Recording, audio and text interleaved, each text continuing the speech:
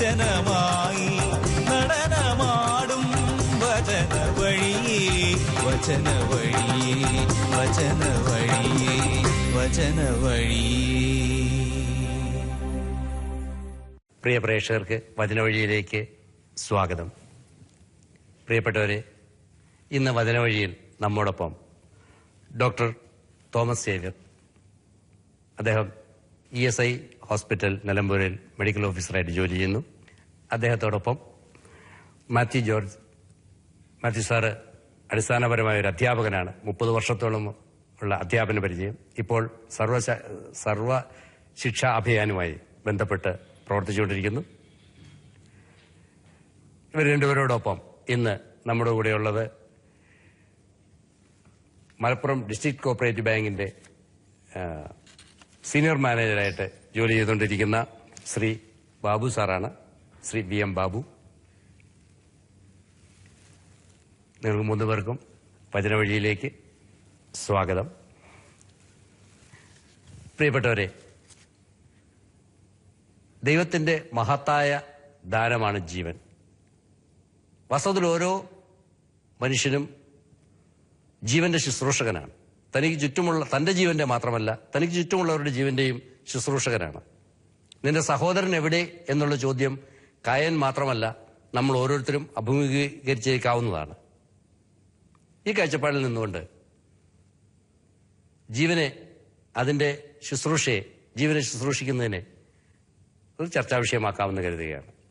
ഇന്ന് ആതുര ശുശ്രൂഷ അല്ലെങ്കിൽ ജീവനെ ശുശ്രൂഷിക്കുക എന്നുള്ളത് ഒരു വ്യവസായമായി കൂടി മാറിയിട്ടുണ്ട് എന്ന് നമുക്ക് ഒരു സത്യമാണെന്ന് നമുക്ക് നിഷേധിക്കാനാവില്ല, കുറ്റപ്പെടുത്തുകയല്ല. എങ്കിലും ലാഭേച്ഛ മാത്രം ജീവനെ ശുശ്രൂഷിക്കുന്നതിലെ അടിസ്ഥാന കാര്യമായി മാറുമ്പോൾ പല പ്രശ്നങ്ങളും ഉത്ഭവിക്കാറില്ലേ? വാസ്തവത്തില് ജീവന്റെ ശുശ്രൂഷയെ സംബന്ധിച്ചിടത്തോളം എന്താണ് ശരിയായൊരു നിലപാട് വൈദ്യശുശ്രൂഷ മേഖലയിൽ പ്രവർത്തിക്കുന്ന ഡോക്ടർക്ക് അതിനെക്കുറിച്ചൊരു വെളിച്ചം തരാൻ പറ്റുമെന്ന് കരുതുന്നു? മനുഷ്യന് രോഗിയായാലും അല്ലാത്തവരും എല്ലാവർക്കും ജീവിക്കണം എന്നുള്ള ആഗ്രഹം എല്ലാവർക്കും ഉണ്ട്. അപ്പോ ഒരു രോഗി നല്ല സീരിയസ് ആയിട്ട് കിടക്കുകയാണെങ്കിലും അയാൾക്ക് ജീവിക്കാൻ അയാൾക്കും ആഗ്രഹമുണ്ട്, അയാളുടെ ബന്ധുക്കൾക്കും ആഗ്രഹം ഉണ്ടാവും. ഒരു നിമിഷം. അപ്പൊ അവര് ഹോസ്പിറ്റലിൽ കൊണ്ടുപോകും. ഹോസ്പിറ്റലിൽ അവർ വേണ്ട പരിചരണം എല്ലാം നൽകും. അതിലിപ്പോ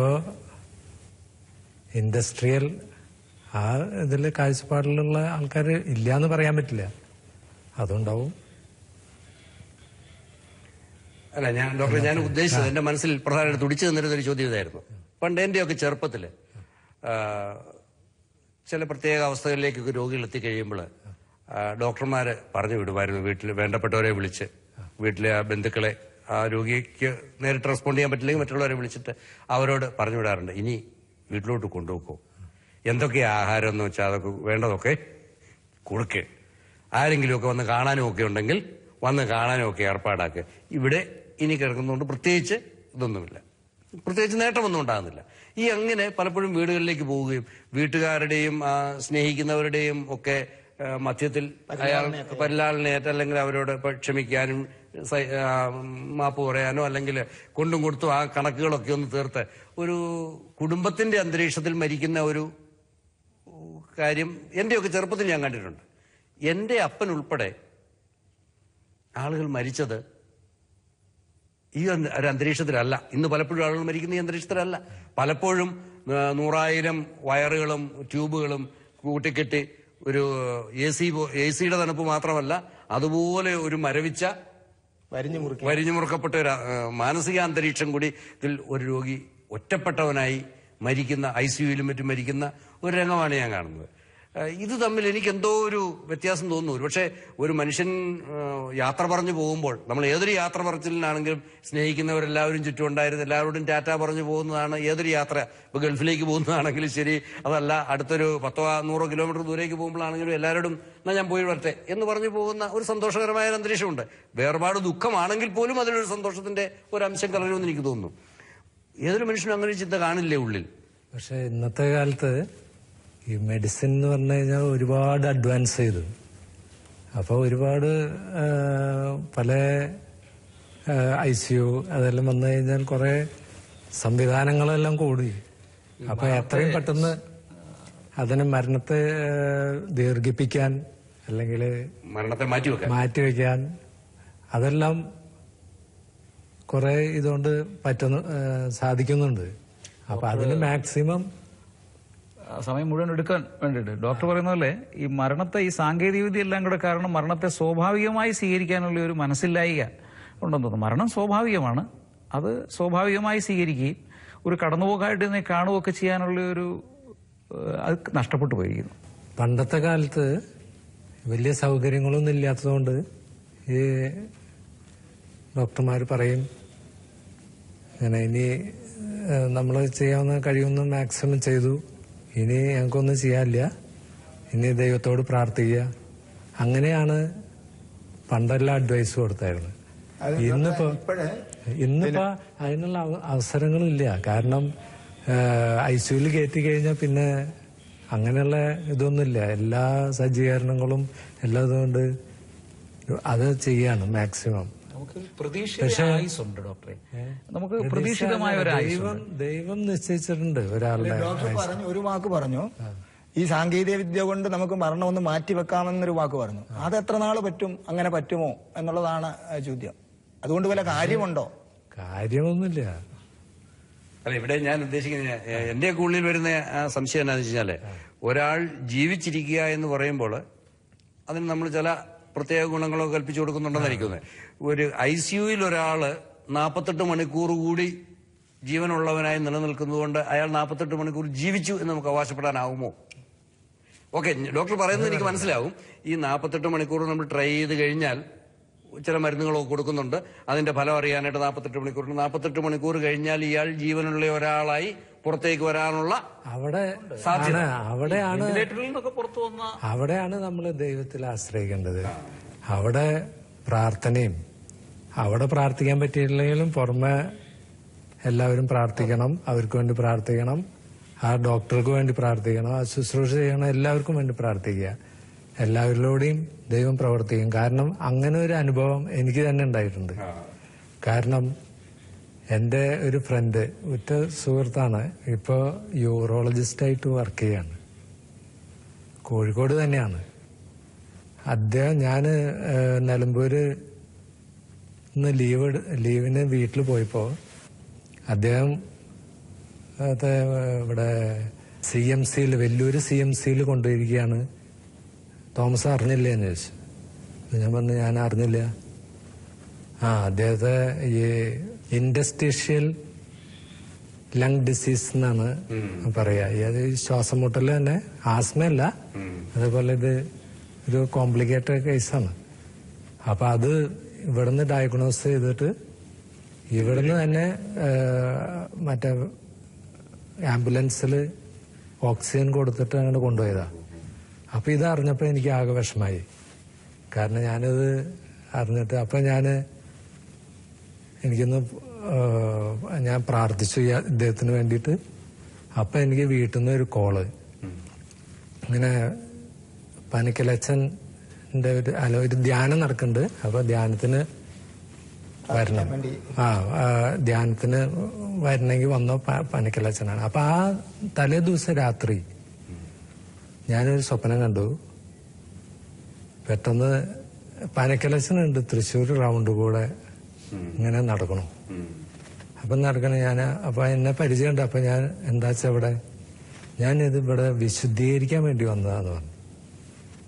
അപ്പൊ ഞാനങ്ങനെ അത് സ്വപ്നത്തിലല്ല, അത് കഴിഞ്ഞ് രാവിലെയാണ് ഈ ഫോൺ വരണത് വീട്ടിൽ നിന്ന്. വിശുദ്ധീകരണ ധ്യാനാണ്, പനക്കലച്ചനാണ് വരണേ. അപ്പൊ ഡാഡിക്ക് പങ്കെടുക്കണമെങ്കിൽ വന്നിട്ട് വേണം. അപ്പൊ ഞാൻ ലാസ്റ്റ് ഡേ ആണ്. ഞാൻ ഉടനെ കേട്ട വഴിക്ക് ലീവ് എഴുതി വെച്ച് ഞാൻ പോയി. ധ്യാനത്തിന് മുഴുവൻ ഇദ്ദേഹത്തിന് വേണ്ടി പ്രാർത്ഥനയായിരുന്നു. അപ്പൊ അന്ന് ആരാധനയുടെ സമയത്ത് ഇങ്ങനെ വിളിച്ചു പറയുന്നുണ്ട്, ICUയിലുള്ള ഒരു രോഗീനെ കർത്താവ് സുഖപ്പെടുത്തുന്നുണ്ട്. അപ്പൊ ഞാൻ ടൈമും ഇതെല്ലാം നോക്കി വെച്ചു. പിറ്റേ ദിവസം അപ്പൊ എനിക്ക് ഉറപ്പാണ് അത് അദ്ദേഹം തന്നെയായിരിക്കും. എന്നിട്ട് പിറ്റേ ദിവസം തൊട്ട് റിപ്പോർട്ട് വരുന്നുണ്ട്, ഇങ്ങനെ സുഖമായി വരുന്നുണ്ട് എന്ന്. എന്നിട്ട് ഞാൻ അദ്ദേഹത്തെ ഇവിടെ ഡിസ്ചാർജ് ചെയ്ത് വന്നപ്പോൾ ഞാൻ വീട്ടിൽ പോയി കണ്ടു. അദ്ദേഹത്തോട് ഈ കാര്യങ്ങൾ ഞാൻ വിശദീകരിച്ചു. അയാള് കരഞ്ഞിട്ട് പറയാം, എനിക്കും അവിടെ വരണം, പ്രാർത്ഥിക്കാൻ വരണം എന്ന്. അപ്പൊ പ്രാർത്ഥന കൊണ്ട് സാധിക്കും. അതാണ് അതിന്റെ. ദൈവത്തില് നമ്മളെപ്പോഴും ആശ്രയിക്കണം. ചില ഡോക്ടർമാര് ഈ സർജറി ചെയ്യാൻ പോകുമ്പോ തന്നെ അതിനു മുമ്പ് തന്നെ പ്രാർത്ഥിച്ചെന്ന് തുടങ്ങുക. ഇപ്പോഴും ഉണ്ട്, പ്രാർത്ഥിച്ച് ICUലാണെങ്കിലും എല്ലാവരും വേണ്ടി പ്രാർത്ഥിക്കുന്നത്. അപ്പൊ പ്രാർത്ഥന ദൈവത്തിൽ ആശ്രയിക്കണം എന്നുള്ള അങ്ങനെ അത് പ്രധാനപ്പെട്ട ഒരു കാര്യമായിരിക്കെ, പക്ഷേ നമ്മുടെ അജ്ഞതയായിരിക്കാം. നമുക്കൊരു പനി വന്നു, നമ്മൾ ആദ്യം പോവുക പ്രാർത്ഥനയൊന്നുമല്ല. ആദ്യം ഒരു ചെറിയ ഡോക്ടറെ കണ്ടു, അതിലും വലിയ ഇച്ചിരി സീരിയസ് ആകുമ്പോൾ അതിലും വലിയൊരു ഡോക്ടറെ കണ്ടു. അത് കഴിഞ്ഞ് മെഡിക്കൽ കോളേജോ അല്ലെങ്കിൽ ഏറ്റവും കേരളത്തിലെ ഏറ്റവും പ്രഗത്ഭമായ ഒരു ആശുപത്രിയിൽ പോയി. അവിടെയും എഴുതി തള്ളുന്ന ഒരവസ്ഥയിലാണ് നമ്മൾ പലപ്പോഴും ധ്യാനിക്കാൻ പോവുക, പ്രാർത്ഥനയിലേക്ക് തിരിയുക. അങ്ങനെ ഒരു അവസ്ഥയുണ്ട്. അത് വേറെ ഉണ്ട്. അത് ദൈവത്തിന്റെ ഒരു പദ്ധതി. ദൈവത്തിന്റെ ഒരു ബൈബിളിലൊരു കൊട്ടേഷൻ ഉണ്ട്. കർത്താവിനോട് ശിഷ്യന്മാര് ചോദിക്കും, ഇവൻ അന്ധനായത് ആരുടെ പാപനിമിത്തമല്ല, അത് ദൈവത്തിന്റെ മഹത്വം അവിടെ വെളിപ്പെടുത്താൻ വേണ്ടിയിട്ടാ. അപ്പൊ അങ്ങനെയുള്ള സംഭവം ഉണ്ട്. കാരണം അതിന് ഞാൻ തന്നെയാണ് സാക്ഷി. കാരണം എനിക്ക് ഒരു സ്പൈനൽ കോഡിലൊരു മുഴയുണ്ടായിരുന്നു. അത് സർജറി ചെയ്തു. അന്ന് ഞാൻ ഈ ഇതിലേക്ക് ഒന്നും വന്നിട്ടില്ല. അന്ന് പ്രാർത്ഥന ജീവിതം. പക്ഷെ എനിക്ക് വേണ്ടി ഒരുപാട് പേര് പ്രാർത്ഥിച്ചായിരുന്നു. അന്ന് ഞാൻ കോംപ്ലിക്കേഷൻ ഇല്ലാതെ രക്ഷപ്പെട്ടു. അന്ന് ആ സർജൻ പറഞ്ഞ എനിക്ക് തളർച്ച ഉണ്ടാകുന്ന ഒരു പ്രശ്നമാണെന്ന് തോന്നി സർജറി അല്ലേ? അപ്പൊ അന്ന് സ്പൈനൽ കോഡിൽ ഏത് സമയത്താണ്? 1992 or 93. അപ്പൊ എന്നിട്ട് അന്ന് ആ ഡോക്ടർ പറഞ്ഞു, അന്ന് മുഴുവൻ എടുക്കാൻ പറ്റിയിട്ടില്ല. വൈഫിനോട് പറഞ്ഞായിരുന്നു, കുറച്ച് ബാക്കി വെച്ചിട്ടുണ്ട്, അത് എടുക്കാൻ പറ്റണില്ല, ഈ സ്പൈനൽ കോഡിന്റെ ഉള്ളിലായതുകൊണ്ട്. അപ്പൊ അദ്ദേഹം പറഞ്ഞായിരുന്നു, ഇത് റിക്കവർ ചെയ്യാം എന്ന് പറഞ്ഞായിരുന്നു. അതിനുശേഷമാണ് ഞങ്ങള് ധ്യാനം കൂടിയതും. അന്നു മുതൽ പ്രാർത്ഥന ജീവിതത്തില് മുന്നോട്ട് പോവായിരുന്നു. ഒരു 7 കൊല്ലം 8 കൊല്ലം കഴിഞ്ഞപ്പോ പിന്നെയും പെട്ടെന്ന് അത് റിക്കവർ ചെയ്തു. വേദന തുടങ്ങിയപ്പോ രണ്ടാമത് സ്കാൻ ചെയ്തപ്പോ അതേപോലെ തോന്നി. എന്നിട്ട് ഞാന് ഈ പഴയ ഓപ്പറേഷൻ ചെയ്ത ഡോക്ടറുടെ അടുത്ത് തന്നെ ശ്രീ ചിത്രയിലായിരുന്നു, അവിടെ പോയി. അപ്പൊ അദ്ദേഹം പറഞ്ഞു, ഇനി സർജറി വേണം, സർജറി ചെയ്താൽ കോംപ്ലിക്കേഷൻ ഷുവറാണ്, കാരണം റീസർജറി രണ്ടാമത്തെ സർജറി ആയതുകൊണ്ട്. അപ്പൊ അത് എപ്പോ വേണം എന്ന് നിങ്ങൾ തീരുമാനിച്ച് വന്നാൽ മതി. 1 മാസത്തെ ഗ്യാപ്പ് തന്നിട്ടുണ്ട്. അപ്പൊ ഞങ്ങൾ വരുന്ന സമയത്ത് നമ്മള് ധ്യാനം കൂടിയിട്ട് ഒരു 7 വർഷമായില്ലേ. നമുക്ക് ധ്യാനത്തിന് പോന്നിട്ട് നമുക്കൊരു ഡിസിഷൻ എടുക്കാമെന്ന് വൈഫ് എൻ്റെ അടുത്ത് പറഞ്ഞു. അപ്പൊ ഞങ്ങൾ വരുന്ന വഴിക്ക് ബുക്ക് ചെയ്തു. പോട്ടാശ്രമത്തില് ബുക്ക് ചെയ്തിട്ട് അന്ന് ഇരിക്കാൻ പോലും പറ്റില്ല. ഒരു 5 മിനിറ്റ് ഇരിക്കുമ്പോഴേക്കും നടുവേദനയാണ്. അപ്പൊ അങ്ങനെ ഞാൻ അവിടെ പോയി പ്രാർത്ഥിച്ചത് എന്താ, ഇത് മാറില്ല, കാരണം ഇത് പിന്നെയും ഓപ്പറേഷൻ ചെയ്ത പിന്നെയും റിക്കവർ ചെയ്യും. എന്ത് കോംപ്ലിക്കേഷൻ വന്നാലും അത് സഹിക്കാനുള്ള ശക്തി തന്നാൽ മതി എന്ന് പറഞ്ഞ് ഞാൻ പ്രാർത്ഥിച്ച് ആ നിമിഷം മുതല് വേദന ഇതുവരെ ഉണ്ടായിട്ടില്ല. അന്ന് സൗഖ്യം. പിന്നെ ഞാന് സ്കാൻ ചെയ്തില്ല. ഞാൻ നേരെ അവിടെ തന്നെ പോയി. അവിടെ പോയിട്ട് സ്കാൻ ചെയ്യേണ്ട ആവശ്യമില്ല, കാരണം നമ്മളെ സിംറ്റംസ് ഇല്ല. കർത്താവില് വിശ്വസിച്ച് കഴിഞ്ഞാൽ പിന്നെ അത് എടുത്ത് മാറ്റി എന്ന് പറഞ്ഞു കഴിഞ്ഞാൽ പിന്നെ നമ്മളത് ചരണ്ടി നോക്കേണ്ട കാര്യമില്ല. അതാണ് ഞാനത്.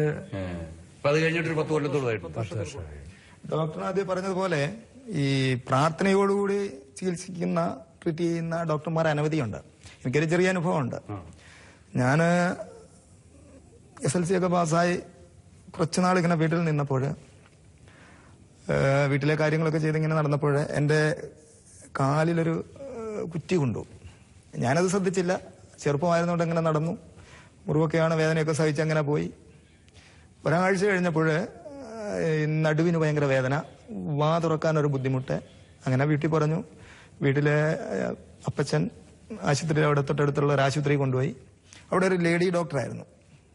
അവരെന്നെ ഈ വിവരങ്ങളൊക്കെ പറഞ്ഞപ്പോൾ അവർ പരിശോധിച്ചപ്പോൾ ആദ്യം അവരെന്നോട് ചോദിച്ചു, കാലിൽ എവിടെയെങ്കിലും മുറിവുണ്ടോ എന്ന് ചോദിച്ചു. അപ്പം ഞാൻ ആകപ്പാടെ തപ്പി നോക്കിയപ്പോൾ കാലിൽ ഒരു ചെറിയ മുറിവുള്ളതായിട്ട് എനിക്കറിയാം, പക്ഷെ അത് കരിഞ്ഞു. ഞാൻ അവരോട് അങ്ങനെ തന്നെ പറഞ്ഞു, ഒരു മുറിവുണ്ടായിരുന്നു, അത് കരിഞ്ഞു. അപ്പോൾ കാണട്ടെ എന്ന് പറഞ്ഞു. അങ്ങനെ അവർ കാലിന്റെ വിരൽ കണ്ടു. കാലിന്റെ വിരലിന്റെ നഖത്തിന്റെ ഇടയ്ക്കൊരു കുറ്റി, അപ്പോഴും ആ കുറ്റി ഇരിക്കുക അവിടെ, പക്ഷേ മുറിവ് കഴിഞ്ഞു. അവരത് വലിച്ചൂരി വെച്ചവർ പറഞ്ഞു ടെറ്റനസ് ആണെന്ന്. അപ്പോൾ എന്നോടൊന്നും പറഞ്ഞില്ല. അടുത്ത ദിവസം വീണ്ടും എനിക്ക് വേദനയൊക്കെ കൂടുകയാണ്, സംസാരിക്കാൻ വയ്യ, കണ്ണ് അടഞ്ഞു പോവുകയാണ് ആ ഒരവസ്ഥയിൽ. ഉടനെ ഒരു മെഡിക്കൽ കോളേജിലേക്ക് ഒരു ട്രാൻസ്ഫർ ചെയ്തു. അങ്ങനെ അവിടെ 18 ദിവസം കിടന്നു. അടുത്തുള്ള രോഗികളൊക്കെ ഇങ്ങനെ മരിച്ചുകൊണ്ടിരിക്കുന്ന അവസ്ഥ. അവിടെ അനേകം പ്രാർത്ഥിച്ചു. തീർച്ചയായിട്ടും അവിടുന്ന് 19ാമത്തെ ദിവസം ഡിസ്ചാർജ് ചെയ്ത് അടുത്ത ദിവസം ഈ ഡോക്ടറെ വന്ന് കണ്ടപ്പോൾ അവർ പറഞ്ഞു, മോനെ, ഈ അവസ്ഥയിൽ പലപ്പോഴും തട്ടിപ്പോകുന്ന അവസ്ഥയാണ്. ദൈവത്തിന് നിന്നെ കൊണ്ട് ആവശ്യമുണ്ട്, അതുകൊണ്ടാണ് നിനക്കിത് തീർച്ചയായിട്ടും ജീവൻ തിരിച്ചു കിട്ടിയത്.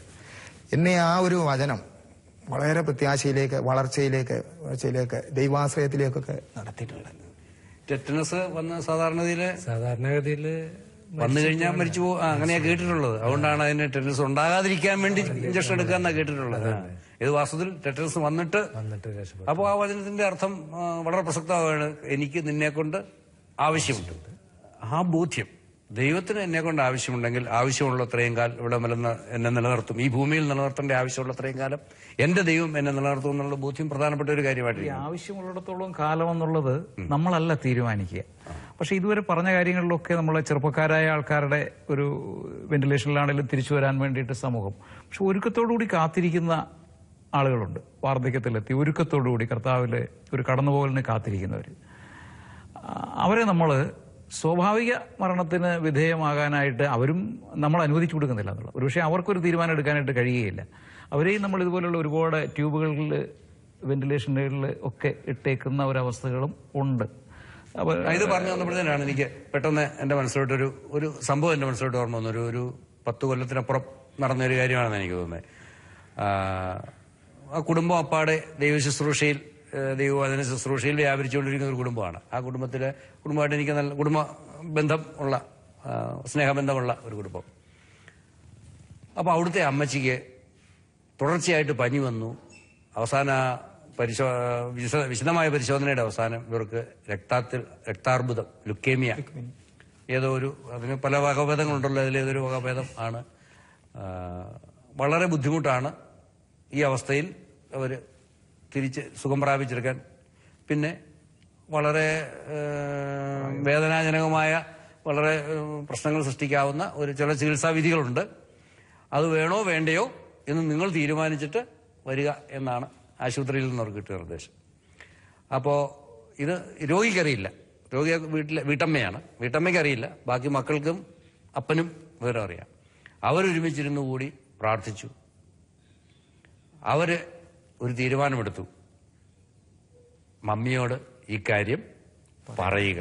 പക്ഷെ അത് പറയുന്നത് നല്ലൊരു അന്തരീക്ഷത്തിലായിരിക്കണം. തട്ടിപ്പോകുകയുള്ളൂ കേട്ടോ എന്ന് പോയി പറയാൻ പാടില്ലല്ലോ. അങ്ങനെയല്ല പറയേണ്ടത്, ഉചിതമായ രീതിയിൽ പറഞ്ഞ് ഒരുക്കുകയാണ് വേണ്ടത്. എന്നിട്ട് മമ്മിയുടെയും കൂടെ സമ്മതമുണ്ടെങ്കിൽ ഒരു പാലിയേറ്റീവ് കെയർ, വേദനയ്ക്കും അങ്ങനെയുള്ള അതിനെല്ലാം കുറവ് വരത്തക്കത്തിന് അങ്ങനെ ഒരു കെയർ കൊടുത്ത് മമ്മിയെ നമുക്ക് യാത്രയാക്കാം, മമ്മിക്ക് സമ്മതമാണെങ്കിൽ. അല്ലെങ്കിലോ മമ്മിയുടെ സമ്മതത്തോടുകൂടി ഈ ചികിത്സയ്ക്ക് വിധിക്കുമ്പോൾ ഒരുപക്ഷെ ഒരു 3 മാസം കൂടി ജീവിതം ദീർഘിച്ച് കിട്ടിയേക്കും. പക്ഷെ മുടിയൊക്കെ പൊഴിഞ്ഞു പോയി, തൊലിയൊക്കെ പൊട്ടി വ്രണമായി, അങ്ങനെ ഒരവസ്ഥ കടന്നു പോകേണ്ടി വരും. അപ്പൊ ഈ സത്യം അവരെ ബോധ്യപ്പെടുത്താമെന്ന് ഇങ്ങനെയൊക്കെ ഞാൻ എപ്പോഴും ഓർക്കുന്നുണ്ട്. ഇത്രയും ഞങ്ങളൊക്കെ വിവരം അറിഞ്ഞു, അപ്പോഴും മമ്മി അറിഞ്ഞിട്ടില്ല വിവരം. ഞാൻ അവരെ ഇതൊന്നും അറിയിക്കാത്ത മുഖഭാവത്തോടെ പോയി കണ്ട് തമാശയൊക്കെ പറഞ്ഞ് പോന്നു. എന്റെ ഉള്ളിൽ വല്ലാത്തൊരു വിങ്ങലോടെ ഞാൻ പോന്നു. ഏതാണല്ലോ ആ കുടുംബം ഒരുമിച്ച് തീരുമാനിച്ച് ഒരു ദൈവവചന ശുശ്രൂഷകയെ, ഇവർക്ക് എല്ലാം പരിചയമുള്ള ശുശ്രൂഷകയെ വിളിച്ച് അവരോട് വിവരം പറഞ്ഞു. പ്രാർത്ഥിച്ചപ്പോൾ അവരെയാണ് ഇവർക്ക് ബോധ്യപ്പെട്ട് കിട്ടിയത്. അവരെ വിളിച്ചു, ഈ കാര്യമൊന്ന് മമ്മിയോട് ദൈവസാമീപ്യത്തിൽ ഇരുന്നു കൊണ്ടൊന്ന് പറയണം എന്നിട്ട് മമ്മിയുടെ തീരുമാനം ഞങ്ങൾക്കറിയണം. ഞങ്ങൾ എന്തും ചെയ്യാൻ തയ്യാറാണ്. പൈസ മുടക്കാനോ അല്ലെങ്കിൽ കഷ്ടപ്പെടാനോ ഒന്നിനും ഞങ്ങൾക്ക് മടിയൊന്നുമില്ല. പക്ഷെ മമ്മിയുടെ സമ്മതം വേണം. ഏതാണെങ്കിലും അവര് പ്രാർത്ഥനാ അന്തരീക്ഷത്തിൽ ഇവരോട് ഈ കാര്യം പറഞ്ഞു. ഇതാണ് അസുഖം, ഇതാണ് അതിന്റെ വരുംവരായികൾ, ഇതാണ് ഓപ്ഷൻസ്. ചികിത്സിക്കാം, ചികിത്സിച്ചാൽ ഇങ്ങനെയൊക്കെ, ചികിത്സിച്ചില്ലെങ്കിൽ ഇങ്ങനെയൊക്കെ. ഏത് വേണമെങ്കിലും ചെയ്യാൻ തയ്യാറായിട്ട് കുടുംബവും കുടുംബാംഗങ്ങളും ബാക്കിയുള്ളവരും തയ്യാറായിട്ടുണ്ട്. മമ്മി തീരുമാനിച്ചുള്ളൂ. അവർ പെട്ടെന്ന് പറഞ്ഞൊരു മറുപടി ഇതായിരുന്നു: ഇത്രയും കാലം ഞാൻ എന്നെ ഏൽപ്പിച്ച ദൗത്യമൊക്കെ ചെയ്തു. ഇനിയിപ്പോൾ എനിക്ക് എന്തെങ്കിലും ഒന്ന് അവശേഷിക്കുന്നതായ ഒരു തോന്നൽ എനിക്കില്ല. അതുകൊണ്ട് കർത്താവ് വിളിക്കുകയാണെങ്കിൽ പോകാൻ തയ്യാറാകാനാണ് എനിക്കിഷ്ടം. ഞാൻ നല്ല ഓട്ടം ഓടി എന്ന് ആ വാക്കുകൾ നമ്മുടെ ചെവിയിൽ മുഴങ്ങത്തക്ക വിധത്തിലുള്ള ഒരു മറുപടിയാണ് ഈ മമ്മി പറയുന്നത്. ഞാൻ അതിനുശേഷം ഈ മമ്മിയെ കാണാനായി പോയി. ചെന്ന് കഴിഞ്ഞപ്പോഴേ പറഞ്ഞു, കള്ളൻ കഴിഞ്ഞ പ്രാവശ്യം വന്നിട്ട് എല്ലാം അറിഞ്ഞുകൊണ്ട് വന്നിട്ട് എന്നോട് ഒരു വാക്കും വേണ്ടിയില്ലല്ലേ, എന്തിനാ നിങ്ങളൊക്കെ ഇത്രയും മാത്രം പേടിച്ചത്? ഞാനും നിങ്ങളും എല്ലാരും ഇന്നല്ലെങ്കിൽ നാളെ, ആ വ്യത്യാസമല്ലേ ഉള്ളൂ. നമ്മൾ ഒരിടത്തേക്ക് പോകേണ്ടവരാ. അങ്ങോട്ട് പോകാൻ നമ്മൾ ഇത്ര ഭയപ്പെടേണ്ടതോ അതിനെ ഓർത്ത് നമ്മൾ ഇത്ര വിഷമിക്കേണ്ടതോ ആയ കാര്യം എന്തായിരിക്കുന്ന ജോർജ്? ഞാൻ സന്തോഷത്തോടെ പോവുകയാണ്, ടാറ്റ പറഞ്ഞു തന്നെ പോവുകയാണ്. ഒരുപക്ഷെ ഇനി ജോർജ് ആ സമയത്ത് ജോർജ് വന്നെന്ന് അങ്ങനെ അതിനു വേണ്ടി എനിക്ക് ചുറ്റും വന്ന് കാത്തു കെട്ടി ആരും നിൽക്കണമെന്നും ആഗ്രഹമില്ല. ജോർജ്, എന്തെങ്കിലും എന്നോട് വിഷമം തോന്നിയിട്ടുണ്ടെങ്കിൽ ക്ഷമിച്ചേക്കണം. ഞാൻ കെട്ടിപ്പിടിച്ച് എന്ത് വിഷമോ വരാനുള്ളത് എനിക്ക് എന്റെ വാസ്തു എന്റെ കണ്ണുകൾ നിറഞ്ഞൊഴുകി. അവരുടെ മുഖത്തുനിന്ന് ആ പുഞ്ചിരി അപ്പോഴും മാറിയിരുന്നില്ല എന്ന് ഞാനിപ്പോൾ ഓർക്കുകയാണ്. അങ്ങനെ ഒരു സന്തോഷകരമായ ഏതാനും മാസങ്ങൾ കൂടി അവർ ജീവിച്ചു. 1-2 മാസം കൂടി അവർ ജീവിച്ചു. സന്തോഷത്തോടെ ആ കുടുംബത്തോടൊപ്പമായിരുന്നു. അവർ മരിക്കുകയും ചെയ്തു. ഈ ഒരുക്കത്തിനുള്ളൊരു അവസരം കൊടുക്കാൻ പലപ്പോഴും നമ്മുടെ ഈ ട്യൂബുകൾ കാത്തു കിടക്കുമ്പോൾ സാധിക്കാതെ പോകുന്നുണ്ട്. ഈ ഒരു ബോധ്യം കിട്ടുക എന്നുള്ളതാണ് ഏറ്റവും പ്രധാനപ്പെട്ടത്. രോഗിക്ക് ഈ ഒരു ബോധ്യം ഉണ്ടെങ്കിൽ, ഒരു പ്രത്യാശയുണ്ടെങ്കിൽ തീർച്ചയായിട്ടും അതൊരു മരണത്തിലേക്ക് പോകുന്നത് ഞാൻ മറ്റൊരു ജീവിതത്തിലേക്കാണ് പോകുന്നത് എന്നുള്ളൊരു ഉറച്ച ബോധ്യം ഉണ്ടെങ്കിൽ ഇത് തീർച്ചയായിട്ടും പറയാം.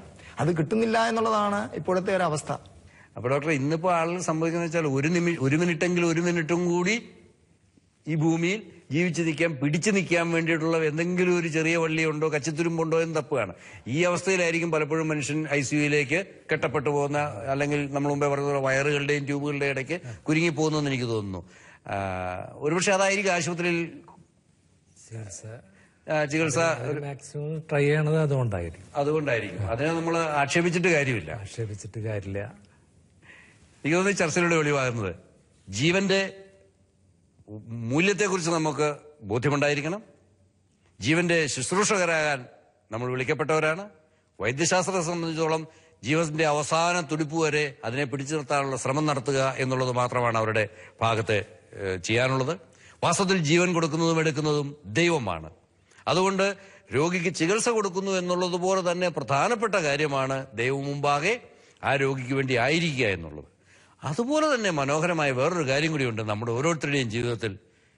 ചെറുപ്പക്കാരനായിക്കൊള്ളട്ടെ, പ്രായമായ ആളായിക്കൊള്ളട്ടെ, നരച്ച മുടിയായിക്കൊള്ളട്ടെ, കറുത്ത മുടിയായിക്കൊള്ളട്ടെ, നമ്മളെല്ലാവരും ഇന്നല്ലെങ്കിൽ നാളെ ഈ മരണമെന്ന യാഥാർത്ഥ്യത്തെ അഭിമുഖീകരിച്ചേ പറ്റൂ. മാറ്റമില്ലാത്തൊരു വിധിയാണത്. മാറ്റമില്ലാത്ത ദൈവത്തിന്റെ തീരുമാനമാണത്. എന്നുള്ളത് മാത്രമേ വ്യത്യാസമുള്ളൂ. ICUയിലായിരിക്കുമോ റോഡിലായിരിക്കുമോ അറിഞ്ഞുകൂടാ. പക്ഷെ നമുക്കിപ്പോഴേ ഒന്ന് തീരുമാനിക്കാനാവില്ലേ, എന്റെ ദൈവം എന്നെ വിളിക്കുമ്പോൾ സന്തോഷത്തോടെ ഞാൻ അവിടുത്തെ പക്കലേക്ക് കൈ നീട്ടിക്കൊടുത്തുകൊണ്ട് അവിടുത്തെ കരങ്ങളിലേക്ക് കൈ ചേർത്ത് പിടിച്ചുകൊണ്ട് ഞാൻ കടന്നു പോകും. അതിന് അവസാന നിമിഷം വരെ അത് ഒഴിവാക്കാനുള്ള ശ്രമമായിരിക്കില്ല. എന്റെ ദൈവം എന്നെ വിളിക്കുന്നുവെന്ന് കേട്ടാൽ അതിന് ആമേൻ പറയാൻ ഞാൻ തയ്യാറാകും. ഈ ഒരു ബോധ്യം എന്റെ ജീവിതത്തിൽ ഉണ്ടായിക്കഴിഞ്ഞാൽ എന്റെ ബാക്കി ശേഷിക്കുന്ന ജീവിതകാലം യഥാർത്ഥത്തിൽ ജീവിക്കാൻ, പുതുമയോടെ ജീവിക്കാൻ, ജീവനുള്ളവനായി ജീവിക്കാൻ സാധിക്കില്ലേ? മരണം എന്റെ അവസാന വാക്കല്ല. മരണം എന്റെ ജീവനിലേക്കുള്ള, നിത്യജീവനിലേക്കുള്ള ഒരു പടിവാതിൽ മാത്രമാണ് എന്ന സത്യം ഉള്ളിൽ ഏറ്റുവാങ്ങിക്കൊണ്ട് നമുക്കൊരു പുതുജീവിതം ആരംഭിക്കാം. അടുത്തയാഴ്ച വീണ്ടും നമ്മൾ കണ്ടുമുട്ടുമ്പോൾ ഈ പുതുജീവന്റെ വക്താക്കളായി നമ്മൾ ഓരോരുത്തരും മാറട്ടെ. അതിനായി നമുക്കൊരു നിമിഷം പ്രാർത്ഥിക്കാം.